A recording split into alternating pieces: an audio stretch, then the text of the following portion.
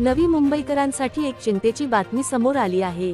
महानगरपालिका मालकीच्या मोरबे धरणात सध्या केवळ 85 दिवस पुरेल एवढाच पाणीसाठा उपलब्ध असल्याची माहिती समोर येत आहे।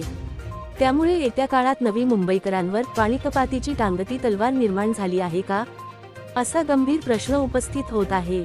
मोरबे धरणातून संपूर्ण नवी मुंबई शहराला पाणीपुरवठा केला जातो, मात्र यंदा एल निनोच्या प्रभावामुळे पावसाला विलंब होण्याची शक्यता वर्तवली जात आहे।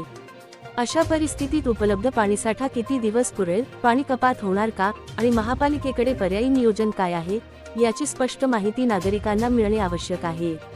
महापालिका आयुक्तांनी मोरबे धरणाची पाहणी केली असली तरी नागरिकांचा प्रश्न आहे की पाणी गळती, अनधिकृत जोडण्या, टँकर लॉबी आणि धरण क्षेत्रातील अतिक्रमणांवर प्रशासनाने ठोस कारवाई केली आहे का?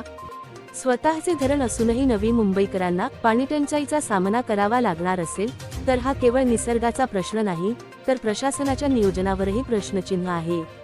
नागरिकांनी पाणी जपून वापरावे, मात्र महापालिकेनेही पाणीसाठा, रोजचा वापर आणि संभाव्य पाणी कपात याबाबत पारदर्शक माहिती जाहीर करावी, अशी मागणी होत आहे।